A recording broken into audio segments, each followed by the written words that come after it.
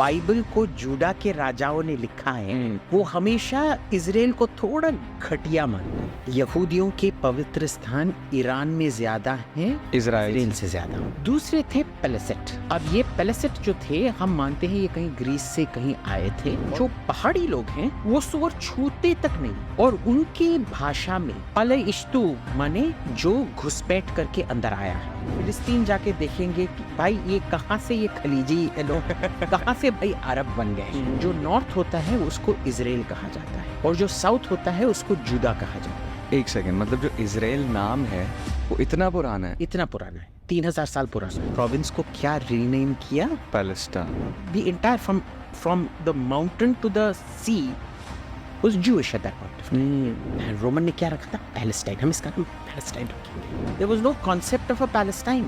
1920 San Remo conference में जहां Palestine फिर से एस्टैब्लिश होता है, 60 लाख यहूदियों को गैस चेंबर में मारा गया था। उन्होंने बोला हमको ये गाजा पट्टी नहीं चाहिए। यासर अराफात क्या करता था? अंग्रेजी में बोलता था जब इजराइल में हर मिलिट्री लोकेशन को सिविलियन लोकेशन से दूर करा जाएगा ताकि गलती से भी उस पे बॉम्ब ना, कुछ सिविलियंस पे अटैक ना हो। इधर जहाँ अस्पताल है जहाँ स्कूल है वहीं इन्होंने बेस पर गाड़ के रख। ये लोग समझते नहीं है ना यार।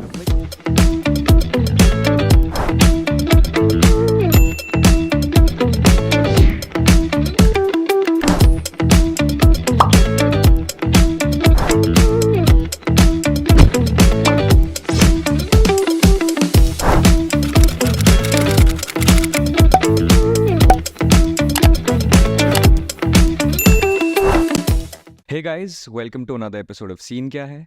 आज मेरे साथ है mister Abhijit Iyer Mitra. You have seen him on a lot of podcast on the internet, on TV. He is a traveller and lover of life, as you like to say it, and he is also expert on a lot of different topics. So first of all, thank you so much आप podcast पे आए, accepting my invite. Thank you so much Akhil, it's a pleasure to be. Yes. So, this podcast basically I wanted to discuss because you're like an expert in geopolitics, you know, the history and everything about countries. आजकल एक hot topic चल रहा है which is Israel and Palestine, of course, and Hamas and the whole history. But there is also a lot of misinformation. बहुत सारी misinformation है जो लोगों को पता नहीं है. लोगों ने बस Instagram पे videos देख के अपने व्यू पॉइंट्स बना लिए कि ये सही है ये गलत है. बट आई थिंक ये सबसे गंदा तरीका है किसी चीज़ को समझने का. तो I want you to break this down कि जो एक्चुअल हिस्ट्री है 3500 ईयर्स अगो से लेके अभी तक की, वो अगर आप हमें इस पॉडकास्ट पे बता सको. ठीक. तो इसका शुरुआत तो तकरीबन 3500 साल पहले होता है. ओके. और लगभग 77 को हिंदी में क्या कहते हैं? 77. 1177 बीसी में. ओके. ठीक है. 1177 बीसी में क्या हुआ था? एक इवेंट हुआ था जिसे कहते हैं ब्रॉन्ज एज कोलैप्स. ओके. और ब्रॉन्ज को हिंदी में क्या कहते हैं? ब्रॉन्ज को हिंदी में ब्रॉन्ज ही कहते हैं. नहीं, स्वर्ण पदत, रजत पदत और नहीं. अच्छा, ओ यस, हिंदी का कोई नाम है उसका? हाँ, नहीं, स्वर्ण, रजत और डाल देंगे हम यहाँ पे. क्या ठीक है. हाँ.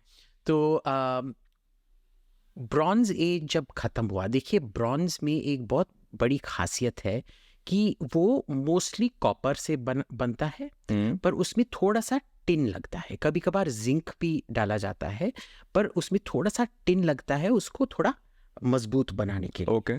और जो टिन होता है वो बहुत कम जगहों पे मिलता है.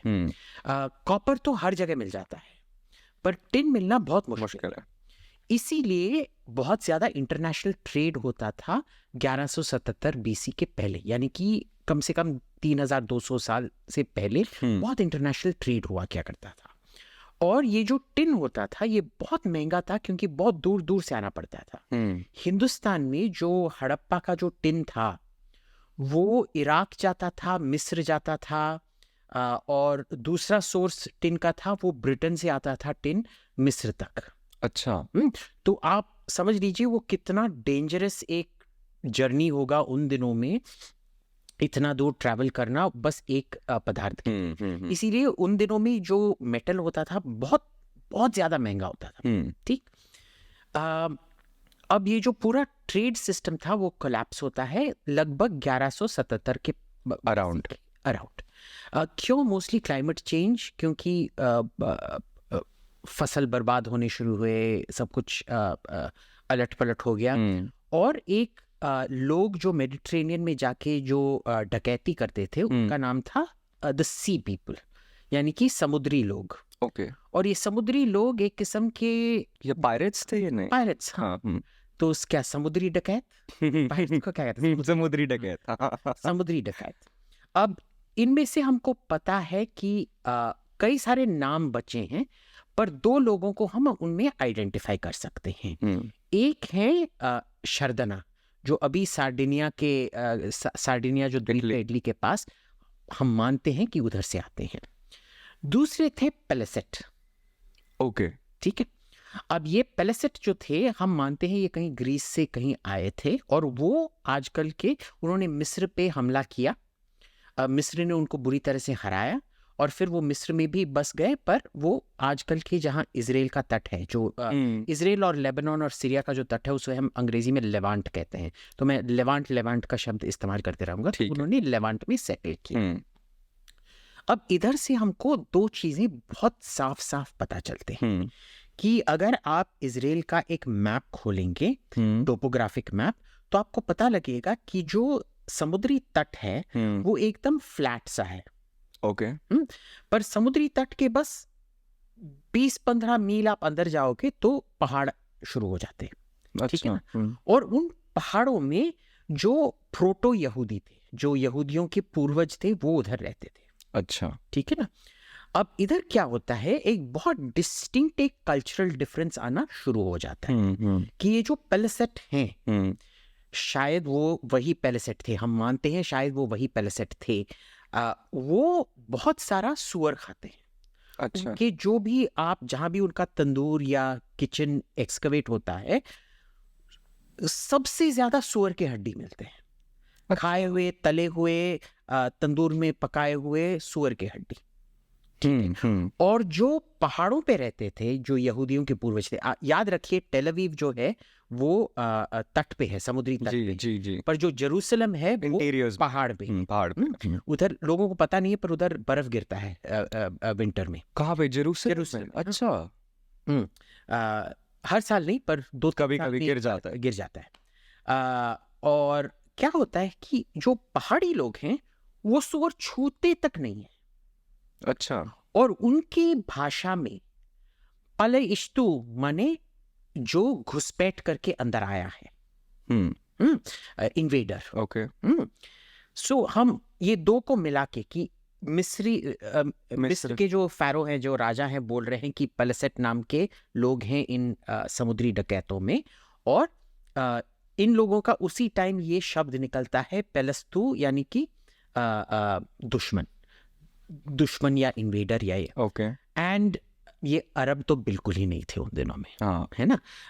आप भी जाके देख लीजिए, आप तो सऊदी अरेबिया गए जी। जो वो खलीजी लोग होते हैं, उनका लुक ही अलग होता है। बिल्कुल अलग लोग। वो डार्क थोड़ा सा होते हैं, थोड़ा सा उनका कर्ली बहुत अट्रैक्टिव लोग। हाँ जी। बट वो मेडिटेरेनियन लोग की बिल्कुल नहीं दिखते। और अगर आप फिलिस्तीन जाके देखेंगे कि भाई ये कहाँ से ये खलीजी लोग कहाँ से भाई अरब बन गए। देखिए, हम मान सकते हैं जो नॉर्थ ईस्ट के लोग इंडियंस हैं, इंडियन सिटीजन्स हैं, पर अगर आप बोलोगे वो द्रविडियन हैं या आर्यन हैं, भाई नहीं मान सकते। कैसे मान सकते हैं? है ना? तो ये लोग अपने आप को तो ये 3000 साल पहले का कहानी है। अब देखिए, इस टाइम पे यहूदी लोग ये मोनोथीस्ट नहीं थे, यानी कि एक भगवान में नहीं मानते थे, कई सारे भगवान में मानते थे। और जो उनका जो चीफ देवता था, सबसे बड़ा देवता था, जैसे हमारे उस टाइम ब्रॉन्ज एज में जो शिवा, विष्णु, ब्रह्मा हैं, वो हमारे मॉडर्न देवता हैं। वैदिक टाइम में हम सब इंद्रा, वरुणा, वायु, मित्रा को पूजते थे। सब जो होम श्लोक सब किया जाता था वो उनके नाम पे होता था। इंद्रा, विष्णु, दुर्गा इनके नाम पे नहीं होता था। तो उस टाइम उनके जो चीफ भगवान थे उनका नाम था जेहोवा, याहवे। ओके। और याहवे को उनकी बीबी भी थी। हाँ, अशेरा नाम की एक बीबी भी थी, जिनको भी पूजा जाता था। और तकरीबन 12-13 उनके भगवान थे जिनको पूजा जाता था। एक था बाल, जिसका हमारे इंद्र की तरह वो भी ये क्या वज्र लेके घूमते थे। अच्छा। और वो लोगों को उस उससे वज्र से मारते थे। तो बहुत सारे भगवान थे। लगभग 700 बीसी में एक हिजकाया नाम का एक महाराजा था। अब तक क्या हुआ था आप देख लीजिए। ये जो स्टेट था ये बहुत ही एक कमजोर सा स्टेट था, जिसके साइड में इतने बड़े बड़े साम्राज्य थे, है ना। उत्तर में हिटाइट साम्राज्य, पूरब में ये कासाइट साम्राज्य, दक्षिण में मिस्री साम्राज्य था। ये ज्यादा हमेशा दूसरे लोगों के नीचे रहे हैं, प्रिटी मच काइंड ऑफ। अब क्या होता है, लगभग 1000 साल पहले इनका जो यहोवा को, याहवे को पूजते हैं, बहुत सारे देवताओं को पूजते हैं, बट जिनके लिए याहवे सबसे मुख्य देवता है, उनका क्या होता है, उनका जो लैंड है वो डिवाइड होता है। अच्छा। उन्होंने अब तक जो सुअर खाने वाले तट वाले लोग थे उन पे कब्जा कर लिया है, और थोड़ी देर के लिए वो एक राज्य बनते हैं, पर उसके बाद इनका डिवीजन हो जाता है। अच्छा। जो नॉर्थ होता है उसको इजराइल कहा जाता है, और जो साउथ होता है उसको जूदा कहा जाता है।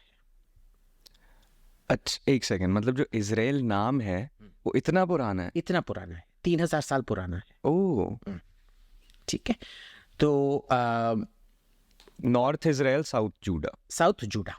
और इसमें क्या होता है कि क्योंकि बाइबल को जूडा के राजाओं ने लिखा है, वो हमेशा इजराइल को थोड़ा घटिया मानते हैं।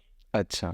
कि देखो, जो जूडा के महाराजा थे वो पवित्र थे, वो अश्वमेध यज्ञ करते थे, वो ठीक से पूजा करते थे, ये करते थे। और जो ये इजराइल के राजा हैं ये थोड़ा घटिया हैं, ये फॉरेन लड़कियों से शादी करते हैं, छी छी छी, ऐसा नहीं करना चाहिए, जात भ्रष्ट हो गया, तौबा तौबा, ऐसा बहुत कुछ है। और हमको पता है कि जूदा के राजाओं ने बाइबल ज्यादा से ज्यादा कंपाइल किया है। अब क्या होता है कि इजराइल क्योंकि एक बहुत स्ट्रॉन्ग स्टेट था, सबका नजर उस पे पड़ता है। कोई भी पहले एक कमजोर आदमी को थप्पड़ मारने की नहीं सोचता है, पहले सबसे बड़ा थ्रेट स्ट्रॉन्ग आदमी होता है, उसी को मारना चाहिए। तो ये जो बाकी साम्राज्य थे, अब तक असीरियन साम्राज्य आ गया था, उन्होंने सबको वो दे दो पानी दे दो, शिकंजी दे दो इधर। तो उन्होंने ये थैंक यू, उन्होंने पहले इजराइल को तबाह किया, बचा था बस जूदा। और जूदा में एक राजा था हिजकाया। ओके। लगभग 700 बीसी की मैं बात कर रहा हूँ, यानी कि 2700 साल पहले लगभग। उसका क्या था कि वो देख रहा था कि भाई ये असीरियन साम्राज्य हमको आके खा जाएगा। और असीरियन साम्राज्य जो था बहुत ही एक दहशतगर्द साम्राज्य था। वो जैसे पूरे कत्ले आम करते थे लोगों का, उसको दीवारों पे लिखते थे कि मैंने एक शहर पे गया और उस शहर ने मेरे को सरेंडर नहीं किया, तो मैंने माओ के कोख से बच्चों को निकाल के उन बच्चों को जिंदा जला डाला, उन औरतों का बलात्कार करके उनको हथौड़ी से उनका सर फोड़ फोड़ के उनका सर मैंने पूरे दीवार पे ये किया। ये लोग साइको पागल थे, ठीक है ना। जैसे वो हैनिबल लेक्टर है ना, साइलेंस ऑफ द लैम्स, वो अगर राजा हैनिबल लेक्टर है, उसका बेटा हैनिबल लेक्टर का बाप है, उसका पोता हैनिबल लेक्टर का दादा है, ठीक है ना, ऐसे समझ लीजिए। ये बहुत ही खतरनाक दहशतगर्द साम्राज्य था। अब क्या होता है कि जूडा में बहुत सारे, क्योंकि काफी सारे भगवान हैं, बहुत सारे पावर सेंटर्स हैं, क्योंकि इधर भी जैसे शिव जी का जो पवित्र स्थान है वो जो 12 ज्योतिर्लिंग है, विष्णु के कई और इम्पोर्टेंट हैं। और देखिए, आज तो हमारी जो ब्राह्मण प्रीस्टहुड है वो कलेक्टिवाइज नहीं है। उन दिनों में प्रीस्टहुड में पावर होता था, यानी कि पॉलिटिकल पावर भी होता था। तो इसको अच्छा नहीं लगता था कि भाई 12 ये है, एक कोई ना कोई जाके वो असीरियन साम्राज्य के साथ डील करेगा और मेरे को ये करेगा। तो उसने फिर बोला कि भाई मैं मंदिर के अंदर गया, जो यहोवा का मंदिर था, और उसमें बोला है कि एक बंदा था मोजेस के नाम से। अच्छा। उसने लिखा है, उसको खुद भगवान ने खुद अपने राइटिंग में लिख के दिया है, ये 10 कमांडमेंट, जिसमें लिखा है कि बस एक ही भगवान है, मेरे सिवाय और कोई भगवान हो ही नहीं सकता है। तो ये पूरा जो 10 कमांडमेंट्स का जो स्टोरी है वह ही नहीं था। ये लोग मिस्र से आए ही नहीं थे, कभी मिस्र में कोई भी गुलामी नहीं किया था, कुछ नहीं किया था, ठीक है ना। ये हमेशा से ही इस पहाड़ पे ही रहते हैं, ठीक है ना। फिर उन्होंने ये बड़ी सी कहानी बनाई कि भाई हमारे को मिस्र ने बहुत परेशान किया और हम उधर से आए हैं। क्यों? क्योंकि उस टाइम हेज़ेकिय्याह ये असीरियन लोगों के साथ दोस्ती करना चाहते थे मिस्र के खिलाफ, क्योंकि मिस्र में एक बड़े राजा आए थे नेशो नाम के। अच्छा। तो नेशो आजकल एनिमी नंबर 1 था, असीरिया एनिमी नंबर 2 था। तो जैसे आजकल पाकिस्तान कभी बोलता है भाई चीन तुम हमको मदद करो हिंदुस्तान के खिलाफ, या फिर अमेरिका को बोलता है देख अमेरिका, अगर तूने मेरे को F-16 फाइटर नहीं दिया, चीन मेरा बहुत प्रियतम है, मैं उससे F-16 फाइटर ले लूंगा।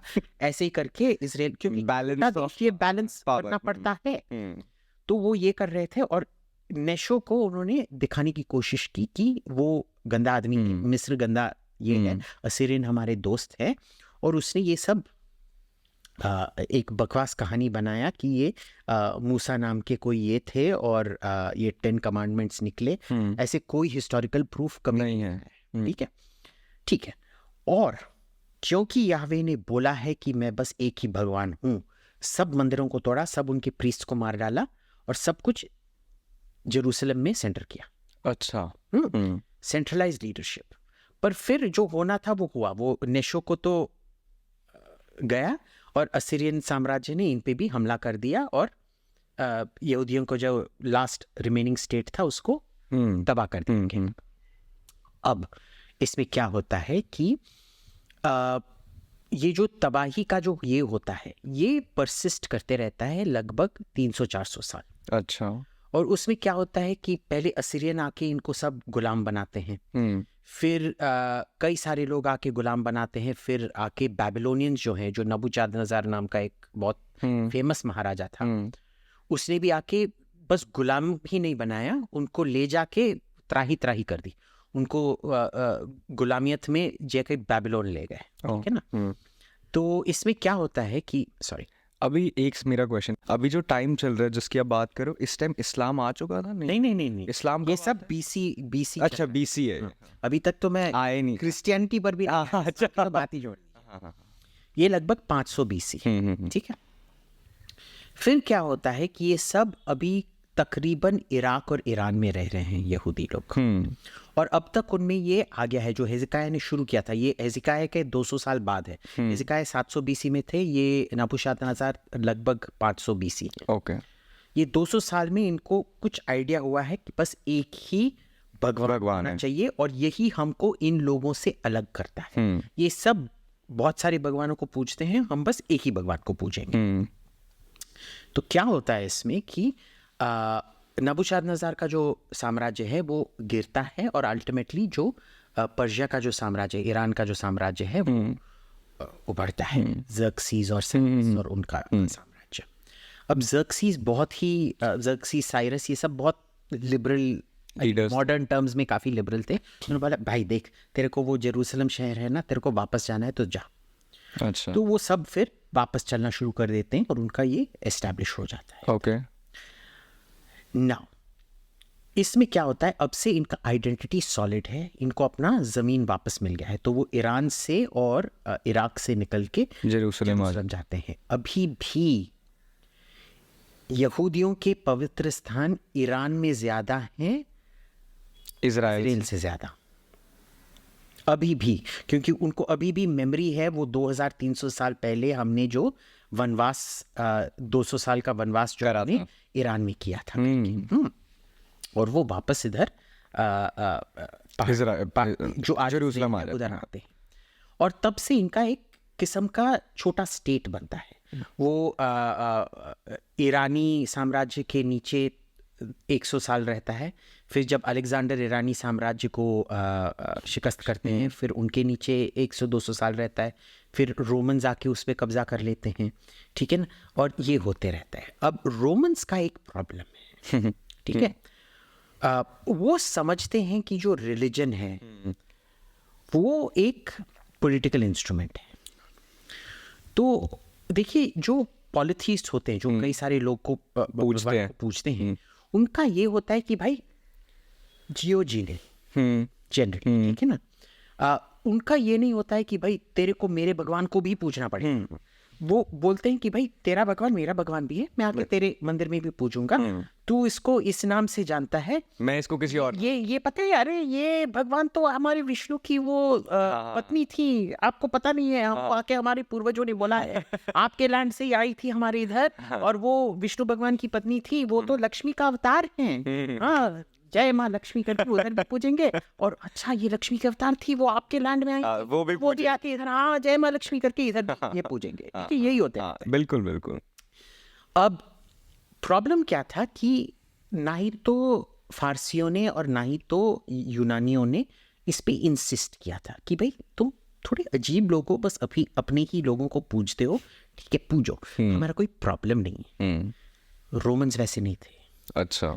सबको जो रोम में जो सम्राट बैठा था उसके प्रति श्रद्धा प्रकट करना था। यानी कि रोमन्स आपके भगवान को पूजेंगे, पर आपको भी जबरदस्त उनके भगवान को पूजना पड़ेगा, और वो ये करने के लिए तैयार नहीं थे। अच्छा। कि उनको वो जाके जो वो सम्राट को भगवान बनाते थे। पर जुपिटर, उनका जो इंद्र का जो रूप है वो जुपिटर होता है। देखिए मैंने भी कर दिया ना, जुपिटर है, इंद्र है। हाँ। तो उधर जाके वो पूजना ही पड़ेगा, नहीं मैं ये कर नहीं सकता, ठीक है, मैं जी रहा हूँ आप भी जियो, मेरे को क्यों उस मंदिर में घुसा के जबरदस्त पूजा करने की कोशिश कर रहे हो। और रोमन मानते थे कि अगर तुमने ये नहीं किया तुम सम्राट के प्रति 100% लॉयल नहीं। और ये बहुत सारा टेंशन चलते रहा, क्योंकि जो अब तक ये यहूदी के पूर्वज नहीं थे, अब तक ये सॉलिड यहूदी बन चुके थे। तो इनका एक बहुत बड़ा एक रेबेलियन हुआ लगभग 70 AD में, यानी कि जीसस के 70 साल बाद। ओके। बहुत बड़ा एक रेबेलियन हुआ रोम के खिलाफ, और उसमें रोम ने उनको तबाह करके फिर से उनको त्राही त्राही कर दिया, पर 3-4 साल के बाद सबको वापस आने दिया। फिर एक दूसरा रेबेलियन हुआ लगभग 140 AD में, ठीक है, 130 या 140 लगभग उसी टाइम रख लीजिए, लगभग 130-140 में एक दूसरा रेबेलियन होता है। इस बार रोम बोलता है कि भाई तुम बहुत एक शातिर लोग हो, तुम लोग, तुम बार बार रेबेलियन करते रहते हो, तुमको हम वापस ही नहीं आने देंगे। अच्छा। तो रोमन पॉलिसी बना कि सबको त्राही त्राही कर दो, इनको वापस नहीं आने देना है, ठीक है। तो ये एक बहुत इंपॉर्टेंट लैंडमार्क है। उनको सब पूरे रोमन साम्राज्य में फैलाया गया। वो उस टाइम फारसी साम्राज्य में भी चले गए, पर उनको जेरूसलम में बहुत कम अलाउ किए जाते थे। अच्छा। और उनका जो मंदिर था उसको तोड़ के जुपिटर का एक मंदिर बना, और जो जेरूसलम था उसका नाम रखा गया एलिया कैपिटोलिना। एलिया कैपिटोलिना, यानी कैपिटोलिना एक भगवान। अच्छा, ओके। हाँ, फीमेल भगवान थी, और उनके नाम पे एलिया माने हेल मेरी की तरह। हाँ, सो एलिया कैपिटोलिना। और जहाँ वो मंदिर था उधर जुपिटर का मंदिर बनाया गया, जेरूसलम में। जेरूसलम। अब क्या होता है, अब चीज़ें इंटरेस्टिंग होना शुरू होती हैं। इस टाइम क्या हो रहा है कि पीटर नाम का एक बंदा है जो एक यहूदी है, और ये दो लोग पीटर और पॉल ये एक नया रिलीजन ले आ रहे हैं ग्रीस में और रोम में, और उसका नाम है क्रिश्चियनिटी। अच्छा, ठीक है। वो बोलते हैं कि लगभग ये जो रेबेलियन हुआ था 70 AD में, उसके करीबन 30 साल पहले एक कारपेंटर था जो भगवान का स्वरूप था इधर, और वो क्रॉस पे मरे थे ये सब। और उस टाइम में जब सब के सब पूजा बहुत ट्रांजैक्शनल हुआ क्या करते थे कि मैं आपको पूजा करूंगा ताकि आप मेरे को ये कुछ दो। और लोग बहुत गरीब होते थे, तो करते थे। वो बोलते थे कि गरीब होने में बहुत जैसे आज का कांग्रेस बोलता है ना, गरीबी में क्या नाज होना चाहिए। हाँ, भाई मेरे को गरीबी में कोई नाज नहीं चाहिए। बट ये कांग्रेस प्लेटफॉर्म ही उनका प्लेटफॉर्म हुआ क्या करता था। हाँ, उस जमाने के राहुल गांधी थे। तो हाँ तो वो क्या था, पॉवर्टी लाइन क्या था, poverty is a state of mind. Mind, poverty is a state. तो ये हाँ ये वही लाइन था, वही लाइन था। ये पीटर और पॉल का लाइन था, और उन्होंने उस टाइम में ये चला नहीं था। ये छोटा सा एक भगवा भी नहीं था, एक रेबेलियन भी नहीं था, पर एक सॉर्ट ऑफ रिलीजियस आइडिया था जो गरीबों के माइंड में स्प्रेड हुआ कि हमको इन भगवानों को पूजने की जरूरत नहीं है। एक बंदा था जो इजराइल में क्रॉस पे मरा था हमारे लिए, और हमको बस इसको गरीबी में और सफरिंग में हमारी जो मुश्किलात हैं वही हमारा पूजा है। अच्छा, ठीक है। यानी कि मुश्किल सहना ही पूजा है। अब क्या होता है, ये उन जमाने में गरीब बहुत होते थे। कि it starts gaining traction, but the problem is जो रोम का जो साम्राज्य है ये कभी कबूल नहीं कर सकता है कि ये एक रिलीजन बनेगा। अच्छा, क्यों? क्योंकि वो बोलते हैं कि रोमनों ने ही हमारे भगवान को मारा था कील डाल के क्रॉस पे। अच्छा, ये पीटर और वो जो है वो कहते हैं कि रोमन्स ने ही जीसस को मारा था। हाँ, तो क्या होता है कि वो कहानी ही बदल देते हैं, क्योंकि उनको रोमन स्टेट के साथ समझौता करना है। वो बोलते हैं रोमनों ने नहीं मारा था, यहूदियों ने मारा था। जो रोमन गवर्नर था उधर का, वो बहुत मासूम था। वो जेलर की तरह था। जब जेलर को सुप्रीम कोर्ट बोलता है कि भाई तेरे को फांसी ही चढ़ाना है, वो बेचारा मासूम जेलर जो खुदा का बंदा है धरती पे, वो क्या करेगा? उसको फिर मारना ही पड़ा। और इसमें विलन कौन था? जो सुप्रीम कोर्ट था। और इधर सुप्रीम कोर्ट था सनहेड्रिन, जो यहूदी प्रीस्ट्स का जो काउंसिल था। ओके, सनहेड्रिन नाम था, उन्होंने ही मारा था। तो अब क्रिश्चियनिटी का ये हुआ कि हम यहूदी नहीं हैं। और दूसरा चीज़ क्या हुआ क्रिश्चियनिटी में, उन्होंने बोला कि जो भी पहले तो वो यहूद का ही एक ब्रांच था। फिर उन्होंने बोला देख भाई, हम दो चीज़ें नहीं करेंगे। एक तो हम ये कास्ट क्या कहते हैं, not castration, circumcision. Sorry, cast castration तो पूरा काट देना है। सर्कमसिजन। हाँ, सर्कमसिजन नहीं करेंगे। और दूसरा, हम सूअर का मांस खाएंगे। अच्छा, एक सेकंड, तो जूस जो है वो भी सूअर नहीं खाते हैं? बिल्कुल नहीं खाते। अच्छा, ओके। तो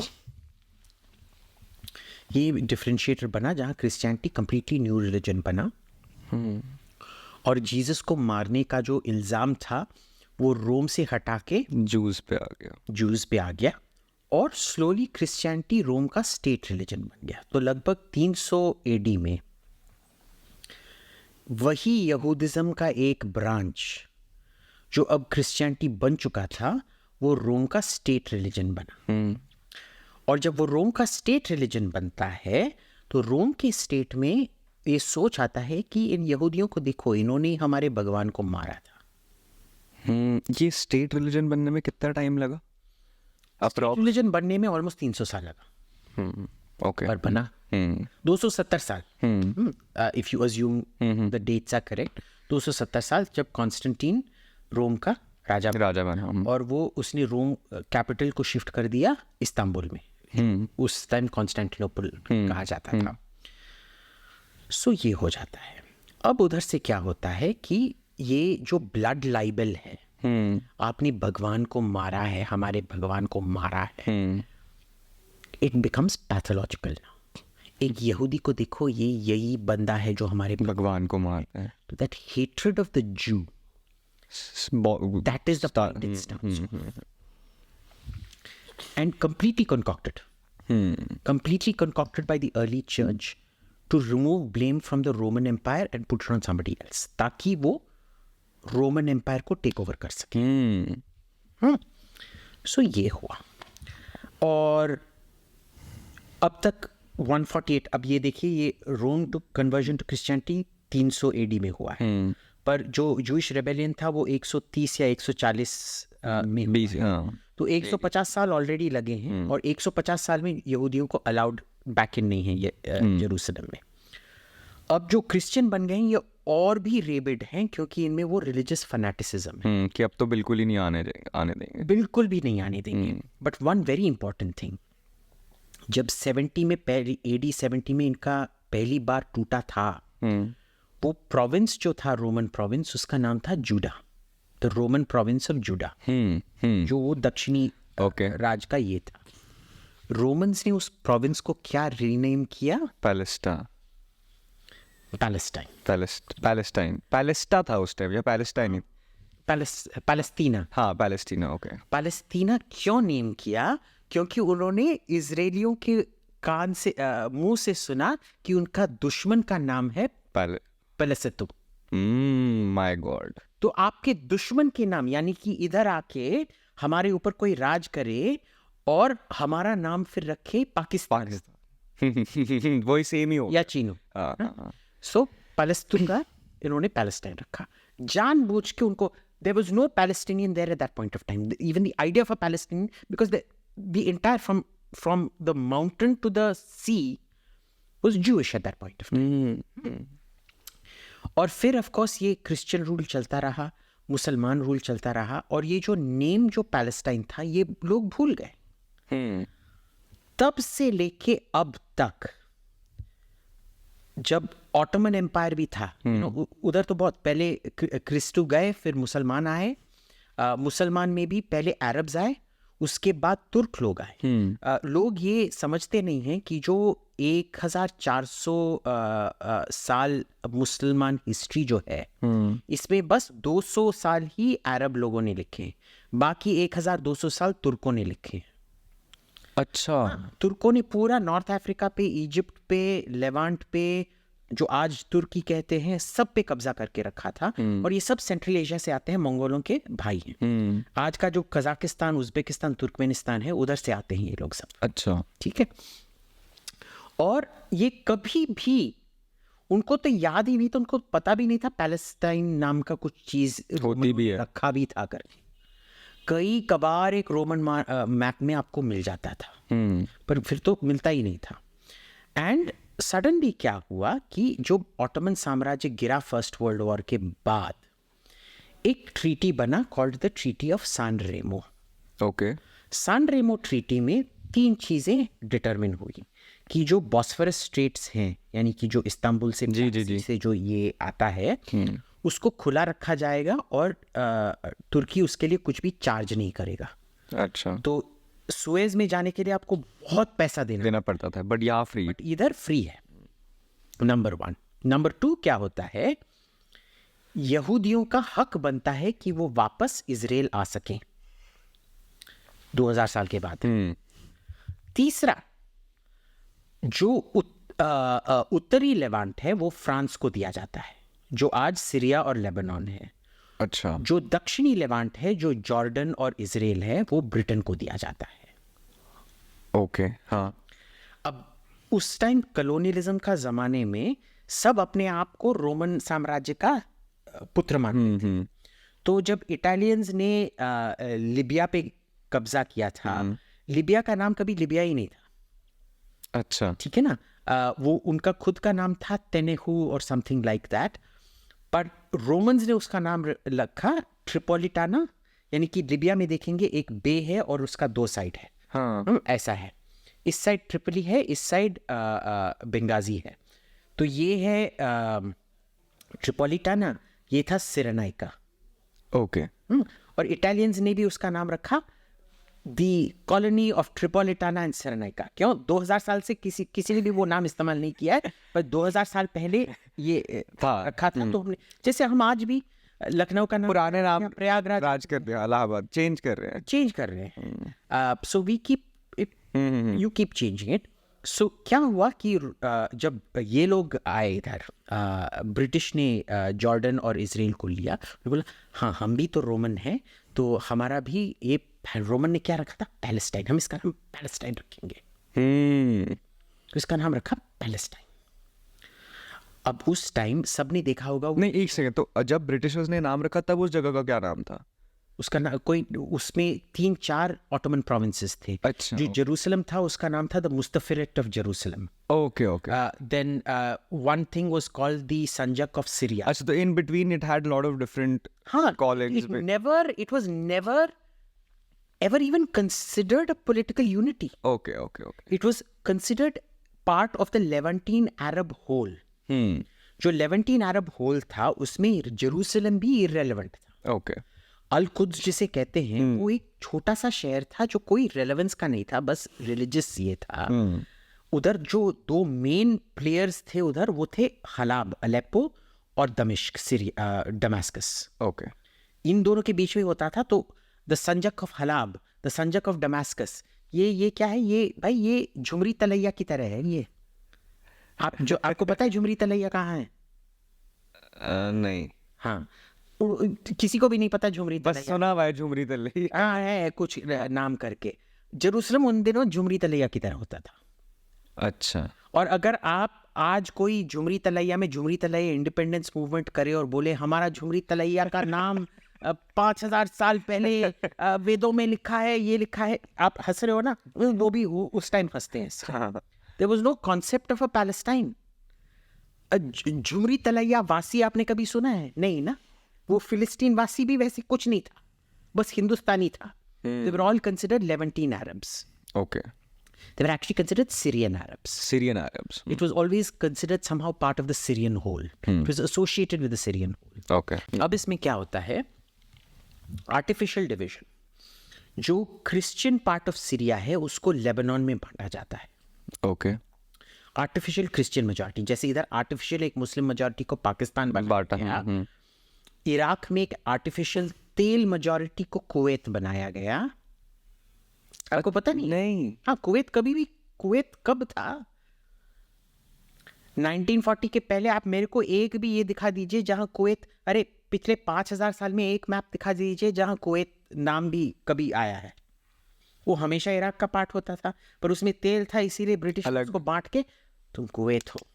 तो इधर मुसलमान मेजॉरिटी किया, उधर कुवैत का आर्टिफिशियल एक मेजॉरिटी किया। सीरिया में उनको, क्योंकि मुसलमान था, उनको एक आर्टिफिशियल क्रिश्चियन मेजॉरिटी बना था, उन्होंने लेबनान बनाया।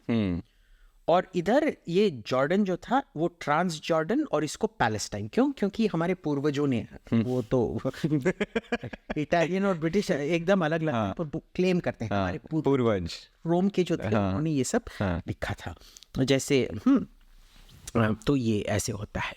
अब क्या होता है कि इसी कॉन्फ्रेंस में 1920 सैन रीमो कॉन्फ्रेंस में जहां पैलेस्टाइन फिर से एस्टैब्लिश होता है 2000 साल के बाद, उसी कॉन्फ्रेंस में अग्रीमेंट होता है कि यहूदी इधर आके सेटल कर सकते हैं। ओके, हाँ ठीक है। अच्छा, ये 1920 में ही हो गया था यहूदी? 1920 में सब डिसीजंस 1920 में हो रहे हैं। ओके। अब आप मेरे को ये बताइए कि अगर पैलेस्टाइन इससे पहले था ही नहीं और जिस कॉन्फ्रेंस ने इसको एक लीगल, पहली बार लीगल बनाया है इस पैलेस्टाइन को, वही यहूदियों का राइट ऑफ रिटर्न मानता है। या तो दोनों ही गैर कानूनी है या तो फिर दोनों ही कानूनी है। बिल्कुल। आप ये नहीं बोल सकते कि पैलेस्टाइन बिल्कुल कानूनी है और इजराइल का right of return to come is not legal. या तो दोनों कानूनी है या दोनों गैर कानूनी है। बिल्कुल बिल्कुल। तो यहूदियों को लैंड मिल गया, वो आने शुरू हो गए। अब प्रॉब्लम क्या था कि पैलेस्टाइन का जो प्रॉब्लम क्या था कि वो हिंदुस्तान की तरह है। देखिए यहाँ शिया बहुत अमीर है, इंडिया में बिल्कुल बिल्कुल डेवलप्ड बहुत ज्यादा है, बहुत डेवलप्ड है, बहुत अमीर है। या तो बोरी रख लो या अहमदिया तो नहीं, बोरीज एंड दी क्या कहते हैं, Ismailis and all of that, they are very developed communities, बहुत अमीर हैं, बहुत पैसा है उनके पास। वो ये दंगा फसाद नहीं पड़ता इसमें। जो सुन्नी हैं वो बहुत गरीब हैं, वो हमेशा बिल्कुल वो कसाल का काम करते हैं या कारीगर का काम करते हैं, उनका बहुत इनकम बहुत कम होता है और सबसे ज्यादा दंगा फसाद उधर सुन्नी करते हैं। और इधर क्या होता है हमारे सुन्नी कम्युनिटी में 1857 से कोई भी रिफॉर्म नहीं हुआ है, क्योंकि एक मोहल्ला का एक लीडर होगा और वो जब भी किसी पार्टी को वोट चाहिए, वो डील करेगा कि मेरे बेटी का एडमिशन इधर होना चाहिए या मेरे बेटे का को ये कॉन्ट्रैक्ट मिलना चाहिए, और हम आके आपके लिए वोट करेंगे, और ये बोलेगा ये प्रो मुसलमान कैंडिडेट है, सब जाके उसके लिए वोट करो, ठीक है। और जब उस कैंडिडेट को कोई दंगा फसाद कराना पड़ता है, इस्लाम खतरे में, चलो दंगा फसाद करते हैं, ये करेगा। बिल्कुल। वो फ्यूडलिज्म है। एक लोकल खलनायक है जिसके नीचे ये सब दंगा फसाद हो रहा है। अब क्या हुआ, जब यहूदी आ रहे थे वो एग्रीकल्चर करना शुरू किया और इकोनॉमिक डेवलपमेंट करना शुरू किया। अब आप देखो, जो बंदा बिना काम के बैठा है, कभी कभार उसको दंगा फसाद करना है, कभी कभार उसको वोट करना है, 2 हफ्ते में एक बार उसको पैसा मिल रहा है, may be if that, suddenly उसको ये यहूदी फार्मर उसको काम दे रहा है, तो आके मेरे लिए काम कर, तेरे को रोज मैं 5 रुपए दूंगा, ऐसे कुछ दूंगा। What is he going to take? He's obviously going to take job security over job insecurity. It started breaking up the entire feudal structure of that area.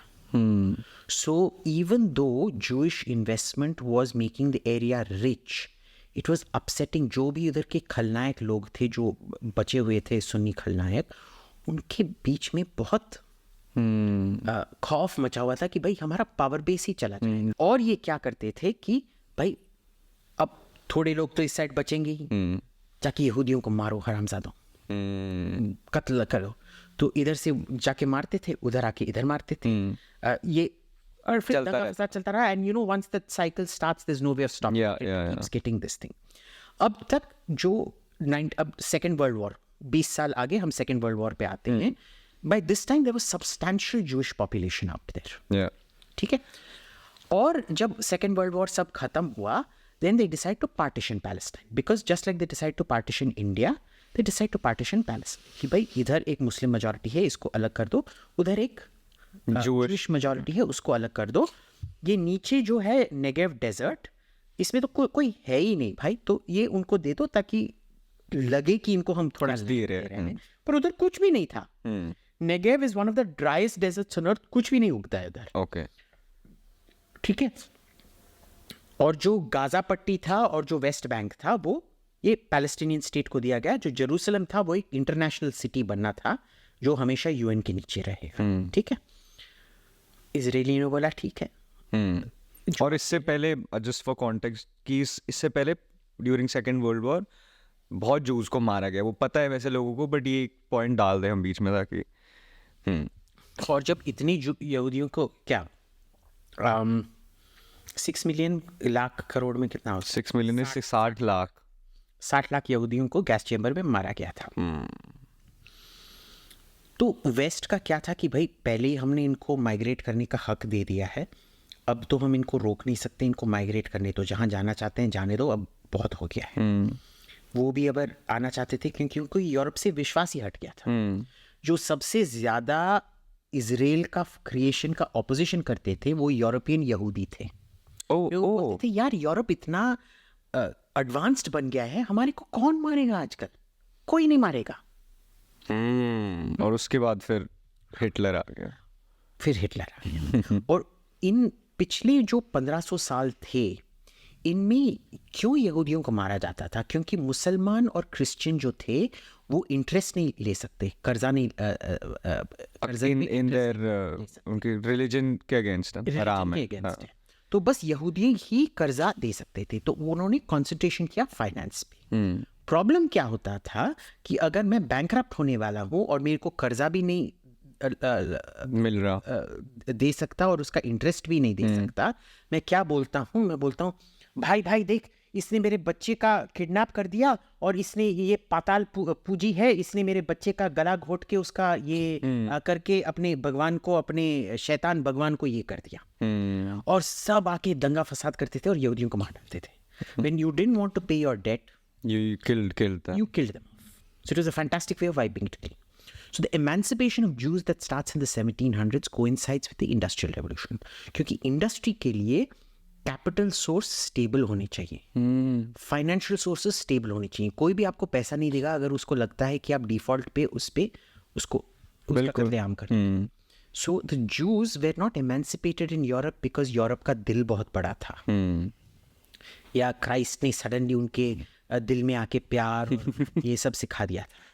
उनकी इंडस्ट्रियलाइजेशन की वजह से स्लेवरी भी खत्म हुआ और इधर यहूदियों को भी एमेंसिपेशन मिला, क्योंकि वी नीड स्टेबल फाइनेंस, और पैसा उनके हाथ में था। Why? Because you put the money into their hands, they are the only people allowed to lend money, ठीक है। और उस पे भी उनका पाप है।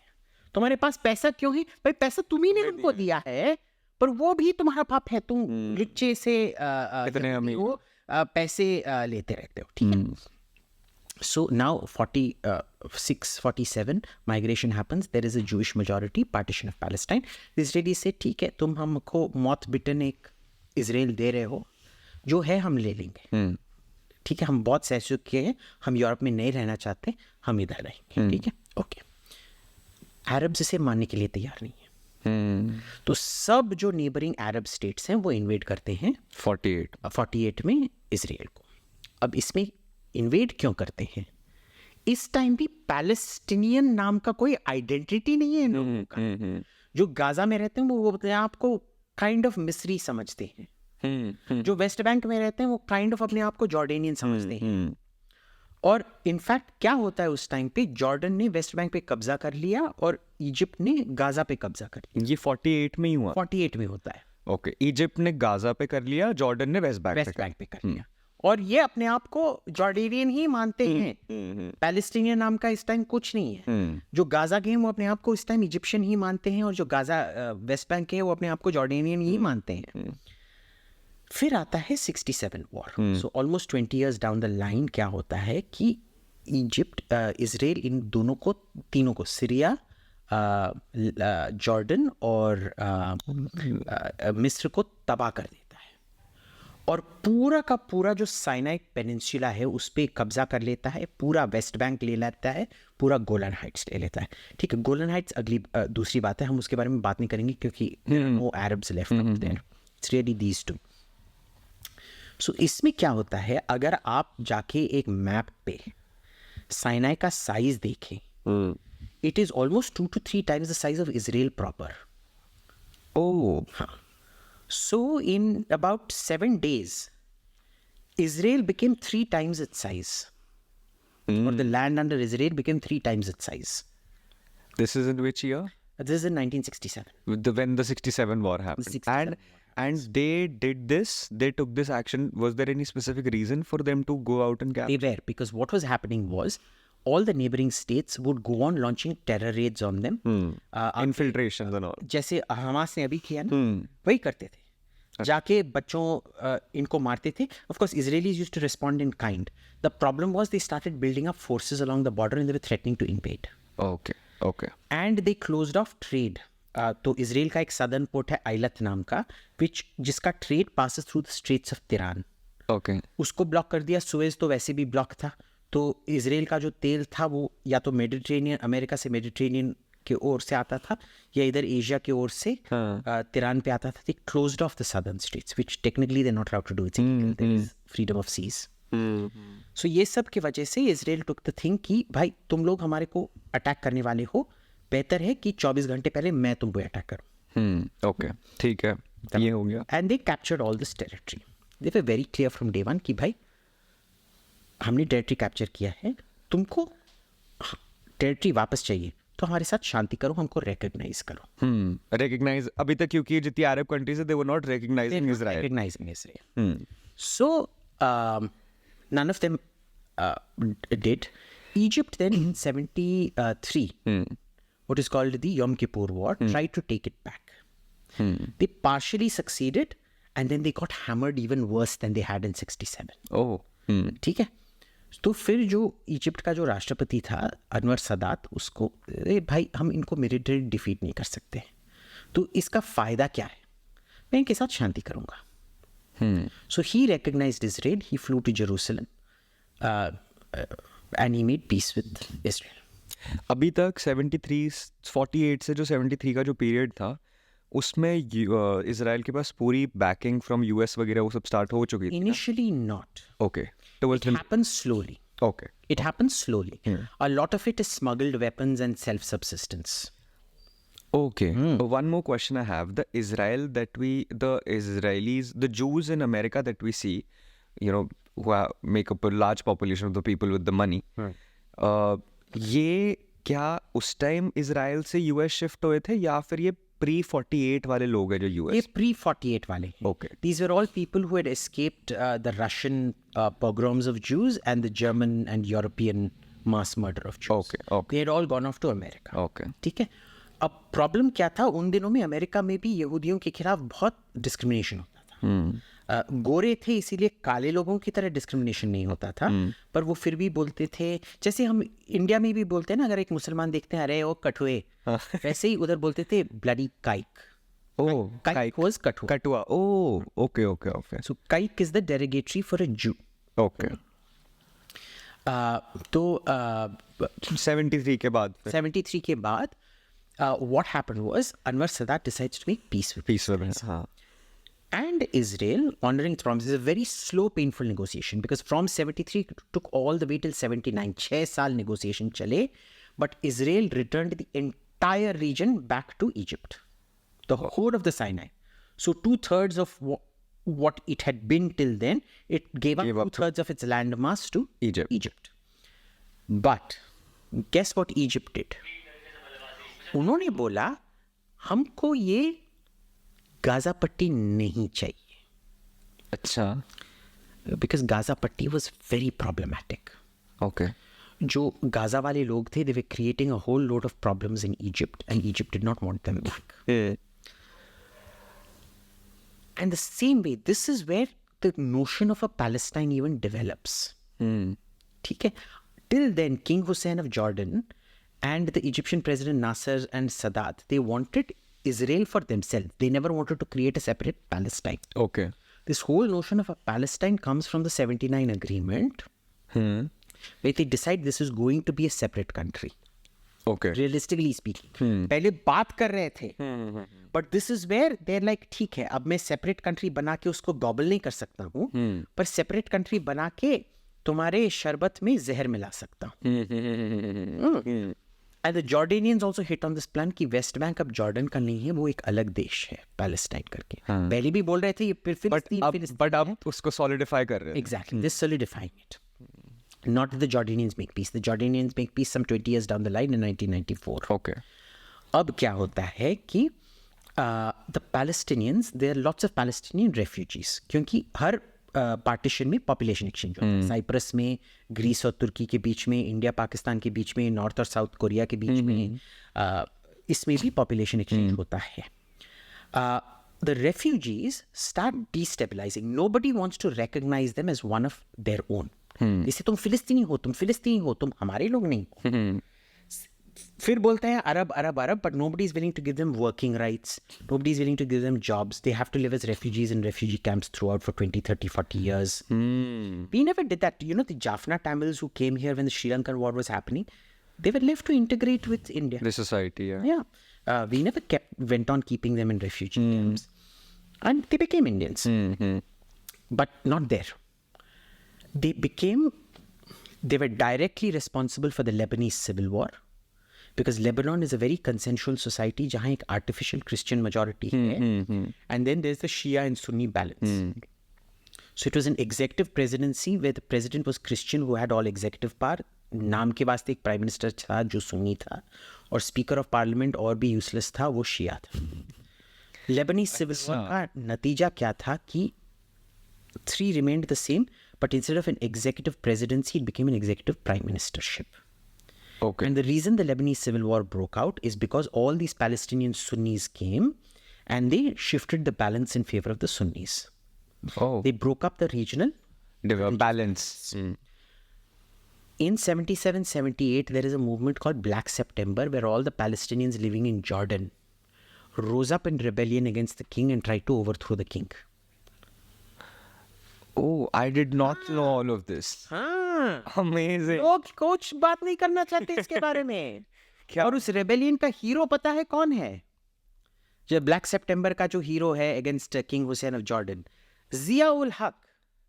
क्या? हाँ, जियाउल हक was sent there by the Pakistan military to serve the king of Jordan and kill Palestinians. Zia-ul Haq actually went to Jordan and shot, killed, executed, bombed Palestinians. Wow. Yeah, This is insane. it is. Nobody wants to talk about it, but that's what happened. Okay. So ये सब हो रहा था इस time पे. And this whole thing then becomes a sort of a it gets frozen in time. Nobody wants to integrate the Palestinians, but they can't get rid of the Palestinians. And so after 20 years, what happens is, in 1990, Saddam Hussein invades Kuwait. Yeah. Like an idiot, the so-called head of the Palestinians, Yasser Arafat, he sides with Saddam Hussein, which irritates everybody around. कि कैसे तुमने एक fellow अरब state पे हमला करने पे तुमने Support दे दिया.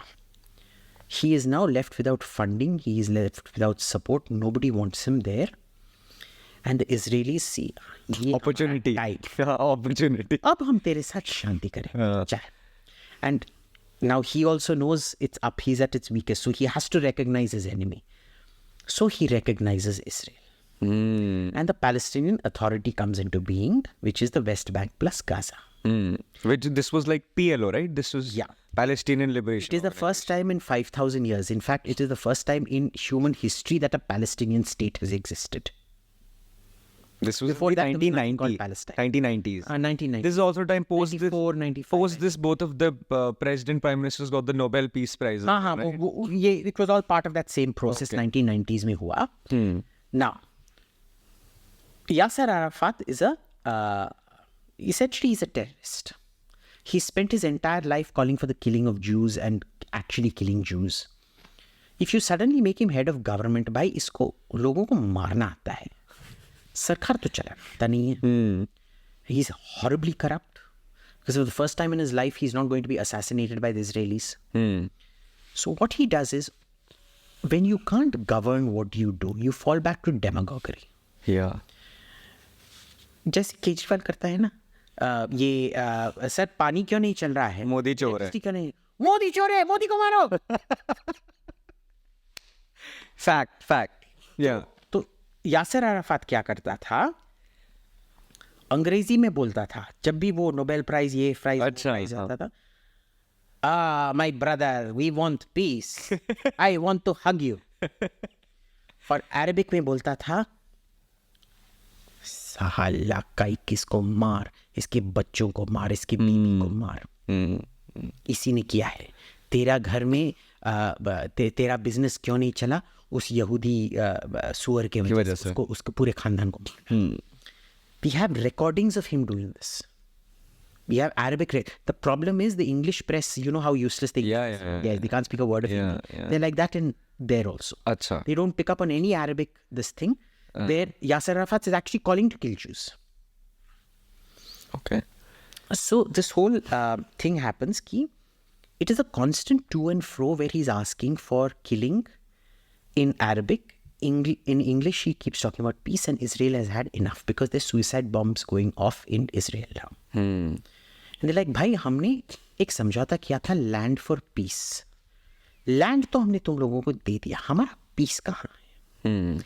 And finally they got sick of Yasser Arafat. They surrounded his compound and allegedly they killed him, but I just think he died. I don't think they had to kill him because he was completely neutralized by this point of time.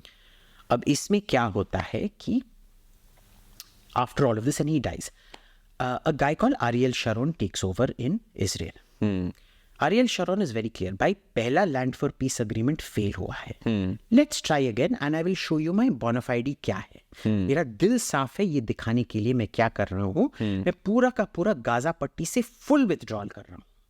अच्छा. जो मैंने Sinai में किया था, जो अपने जो settlements थे, जो सेटलर्स थे, वो सब तोड़ ताड़ के वापस लेके मैंने जो साफ किया था मैं कर रहा हूँ. मैं वेस्ट बैंक में भी यही करूंगा, पर तुम अभी फाइनल नेगोशिएशंस अग्री करो कि भाई हम फाइनल नेगोशिएशन करेंगे और खत्म उसके बाद. और उसके बाद खत्म.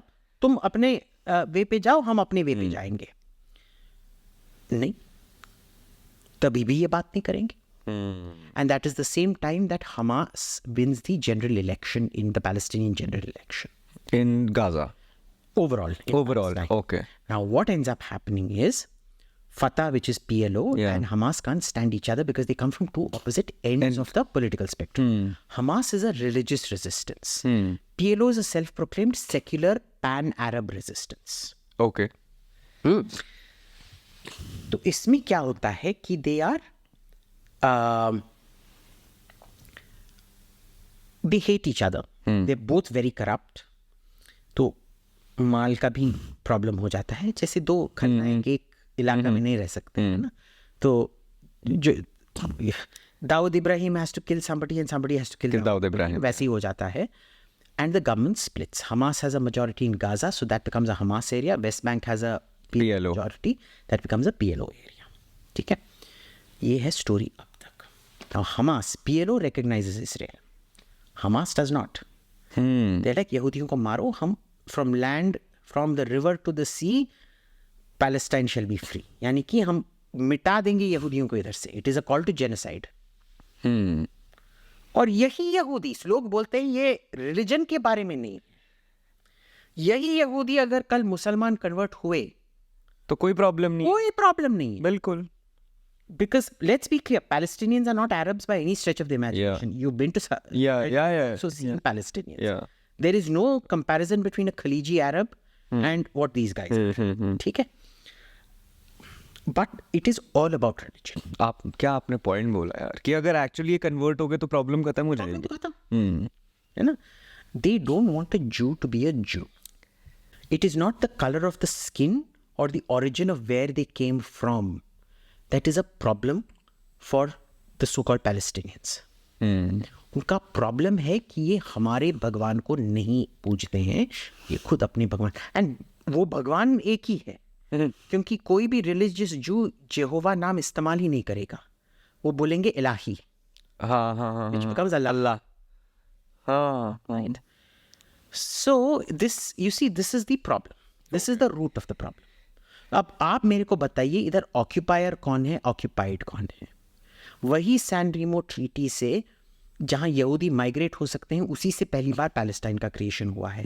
वही यूएन पार्टीशन अग्रीमेंट जो हिंदुस्तान और पाकिस्तान बनाया गया, जो इजराइल और फिलिस्तीन बनाया गया, वही अगर एक कानूनी है फिर दूसरा भी कानूनी होना चाहिए, या दोनों ही कानूनी, या दोनों ही गैर कानूनी होना चाहिए.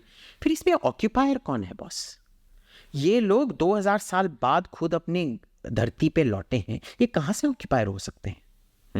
और एक चीज और, हमास जब से आया पावर में तब से वो on a daily basis attack कर रहा है, ऑलमोस्ट डेली बेसिस, और इजराइल भी वापस रिटेलिएट करता है, दोनों साइड से होता है. अब मैं last part of the podcast, आपने बहुत अच्छी अभी तक हिस्ट्री समझाई विद लॉट ऑफ क्लैरिटी. जो क्या डेट थी? 6 अक्टूबर, ये 7 अक्टूबर, उस दिन जो हमास ने अटैक करा और उसके बाद जो इजराइल ने रिटेलिएट करा, जो आज तक चल रहा है, मुझे उस पर आपकी टेक चाहिए कि क्या अब ये ज़्यादा हो रहा है अब जो हो रहा है? क्योंकि शुरू में तो like it was tit for tat होता ही है. आई मीन इट्स कोई भी मरे, दोनों साइड ही मरते हैं लोग, that's what war is. But अब करंट सिचुएशन क्या है, और अगर इसका कोई उपाय है तो क्या हो सकता है, अगर हो सकता है? देखिए, कभी कभार उपाय वही होता है कि हम मान ले कि उपाय ना है. डिवोर्स की तरह है. वही बीबी बच्चे, हस्बैंड वाइफ घर पे चिल्लाते रहेंगे, फालतू में बच्चों को थप्पड़ मारेंगे और बच्चों का भी जिंदगी हराम करके रख देंगे. It is better you accept कि बीबी और मियाँ बीबी की शादी चल नहीं रही है और डिवोर्स ले लीजिए. ठीक है ना. और फिर डिवोर्स में भी वो जहर घोल जाता है ना कि मेरे को घर चाहिए, मेरे को गाड़ी चाहिए, मेरे को ये चाहिए, मेरे को वो चाहिए. ये अभी हमारे हेनरी पे ये हो रहा है, मोह मोइत्रा और जो हेनरी का जो कस्टडी बैटल चल रहा है, वैसे ही डॉग का वो डिवोर्स कस्टडी बैटल वही चल रहा है ये. तो इसमें प्रॉब्लम क्या है कि to accept that this solutions are going to work and to accept that this an intractable problem, कि इसका सॉल्यूशन ही नहीं है. That is the first solution. Because इसमें everybody believes that there is a solution. The Israelis also believe कि भाई solve तो हो सकता है हमारे टर्म्स पे. पैलेस्टीनियंस बिलीव कि भाई हम अभी भी इन यहूदियों को मिटा के पूरा ये कर सकते हैं. रियलिज्म किसी में भी नहीं है। अब इसमें प्रॉब्लम क्या आता है, वैसे इसराइल में एक रियलिज्म है कि भाई 2 स्टेट सोल्यूशन होना चाहिए, पर वो भी क्या कर रहे हैं कि भाई कैरेट के लिए, हर नेगोशिएशन में कैरेट और स्टिक होता है। कैरेट में वो बोलते हैं देखो हम तुम्हारे को स्टेट दे रहे हैं, लो। स्टिक में बोल रहे हैं तुम जितना देरी करोगे नेगोशिएशन में, उतना हम एक और सेटलमेंट, एक और सेटलमेंट, एक और सेटलमेंट बनाते जाएंगे, और जो लैंड तुम्हारे को मिलेगा वो कम होते रहेगा। But the Palestinians just don't get it. See, it's very easy instead of governing to blame somebody else. Yeah, definitely. It's classic Kejriwal. I mean, I'm giving you Indian context. So Yeah. our audience Understanding, yeah. Makes sense. So it becomes very, very problematic in this sense. The problem with Hamas is people think इन्होंने कोई plan के साथ किया है।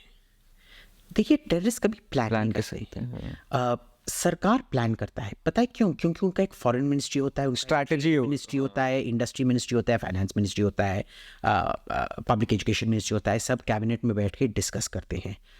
Terrorist organisation जो होता है हमेशा पकड़े जाने के डर में हर इंफॉर्मेशन को कंपार्टमेंटलाइज करता है, वो क्रॉस पॉलिनेशन नहीं होता है। कोई इनको रिकॉग्नाइज नहीं करता है तो उनका इफेक्टिव फॉरेन मिनिस्ट्री नहीं है बोलने के लिए कि दूसरे लोग कैसे रिएक्ट करने वाले। बिल्कुल।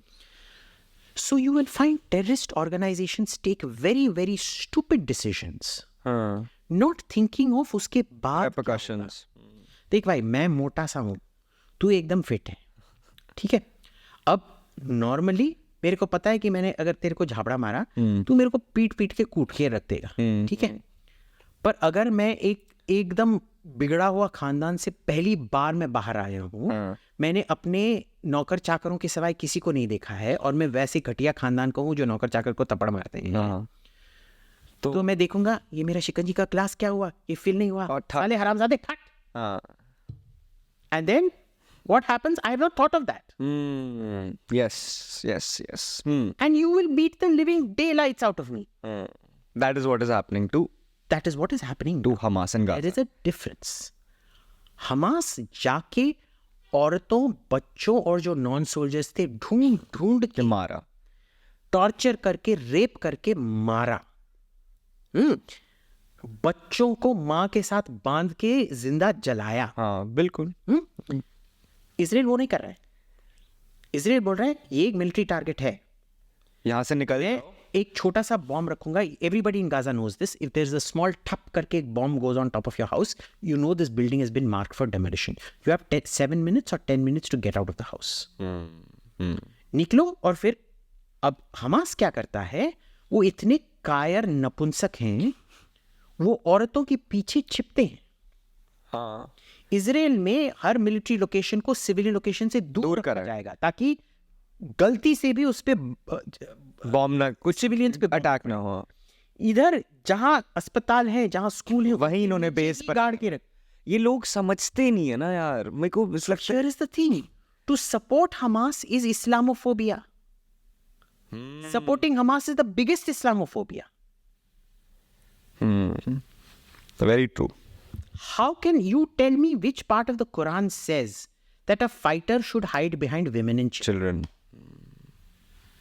और फिर भी हमारे इधर कई लिबरल्स और जो भी है, सूडोस जो भी चूतिए, हाँ, वो ये नहीं बोल पाएंगे कि Hamas is a terrorist organisation.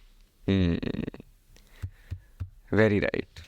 ठीक है सर, बहुत अच्छे से आपने हिस्ट्री बताई। आई थिंक मेरे लिए पूरा लेसन था ये 2 घंटे का, एक मजा आया ना, मज़ा आया और बड़े सिंपली समझाया। एंड मैं बस यही कहना चाहता हूँ कि जो लोग ये देखेंगे कि यार प्लीज़ पहले एक चीज़ के बारे में डिटेल में पढ़ो और तभी उस पर कॉमेंट करो। पर पढ़ेंगे भी कैसे?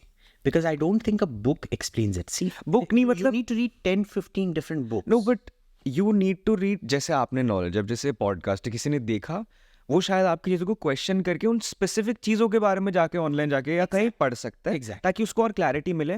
बट आपने एक इन शॉर्ट की स्टोरी देखी और उसके ऊपर अपना पूरा ओपिनियन बना लिया, ये बहुत ही गलत चीज़ है किसी भी टॉपिक को लेके। तो thank you so much, and I feel you are a knowledge bank first that I am sitting across. I think आपके पास 15-20 एपिसोड्स है उससे भी ज़्यादा बहुत सारे टॉपिक्स को लेके, तो आपके साथ आगे भी हम शूट करेंगे किसी और डिफरेंट टॉपिक पे. So thank you so much for being on the podcast, explaining this so nicely, and hope to see you soon again over here. बिल्कुल, I hope to see you again. Yes. Thank you. All right.